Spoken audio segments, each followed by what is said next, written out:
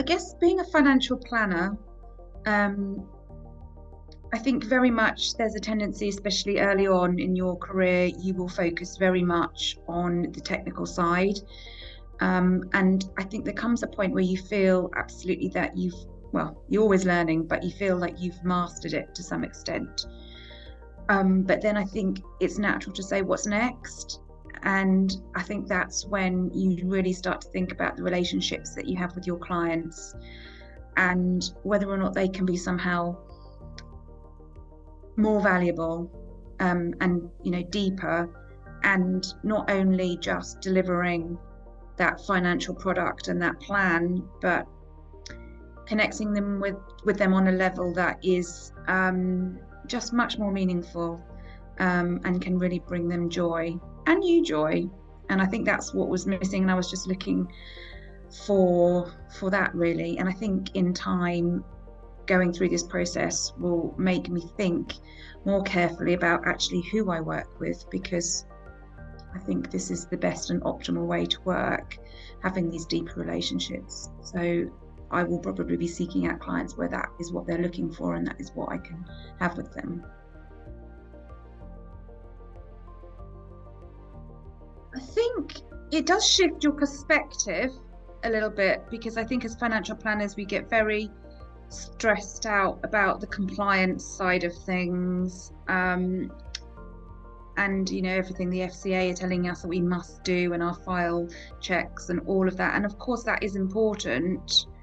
I think in focusing on that, we sometimes actually lose sight of what is the most important thing, and that's the client and what the client has to say. So I think it really helps to put your client back at the center of things, and allows you to focus on them, and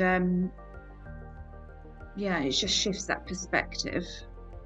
And I think in time, I think most financial planners will find that as their relationships with clients improve and deepen, that the value that they give, and therefore the value that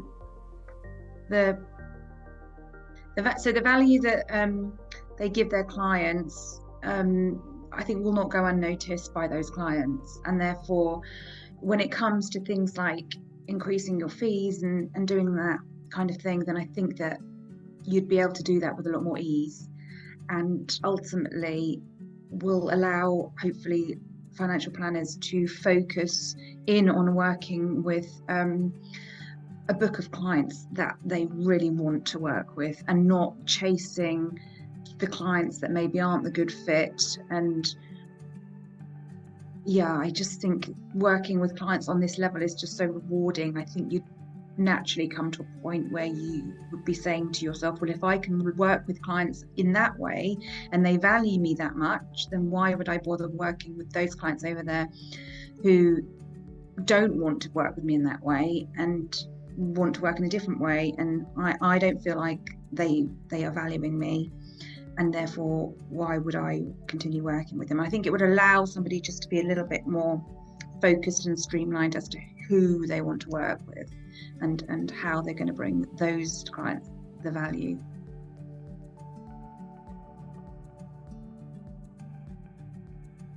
In my work with clients, I am not afraid anymore of the pauses. I will just allow them to talk, and then when they finish talking, I don't come straight in with another question. I will just, let that hang, a little bit of silence hang in the air, just to see if they've got anything else to add, because I think it's the things that come after they've had time to think that are the most valuable. Perhaps they're the thoughts that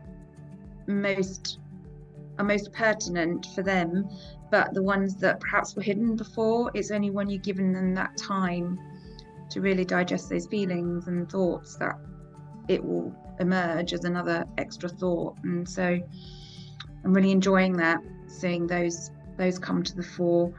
I'm noticing that I I am relishing a little bit more quiet. So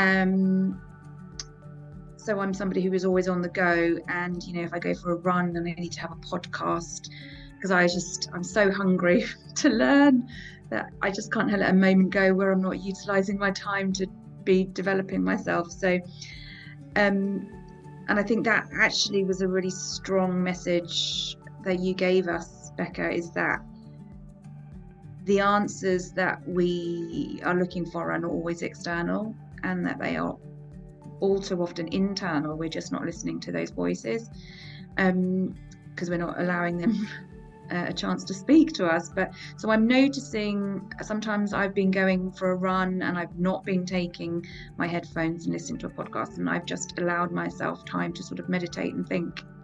And I find that actually that's really useful, and I do then get to the desk and kind of feel a lot clearer about what my priorities are for the day, and how I need to go about things. And and it is so true that the effectiveness and the productiveness of your day is actually very much impacted by the thinking preparation that you can do beforehand.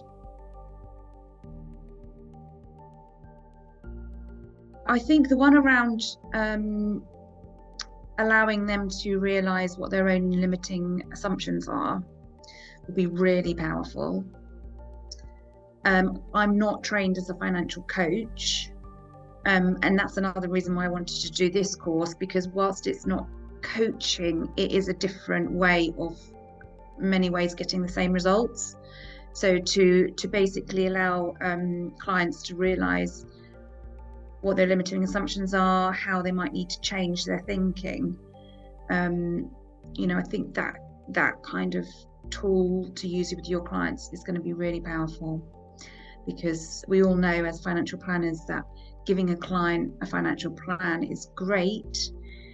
And you can say, yes, I've done it now, I've delivered my part, but you'd feel a lot more rewarded if you actually knew that they were going to go and do something about it and actually follow the plan and perhaps change some of their behaviours and just go about things in a different way as a result of what you have achieved during your time with each other.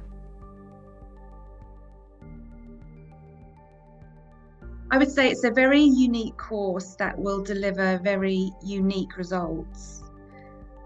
It will shift your perspective to the benefit of you and your clients. Well, it is a course like no other, and that's a good thing. I think the way that it really met my expectations is that it was, certainly the first few days, was very pure in terms of the Nancy Kline techniques. And so I think we worked really quite heavily in learning that. And I say heavily because it was hard work. I think I did realise it was going to be hard work, and that's not in a sort of intellectual point of view, but sort of in a more soul-searching kind of way, because I think it does require us to sort of go a bit deeper into ourselves, and I think that was what was hard. So that did. But having read the Nancy Kline material that you'd sent earlier, I think I did realise that that's what it was going to be. So that did meet those expectations. And in a positive way, the things that didn't meet my expectation is that I didn't realise just how well we would bond as a group. I think we were very lucky that we had like-minded people and people who were really open to it, and people who were there all for the right reasons. And it was a really lovely group. Yeah.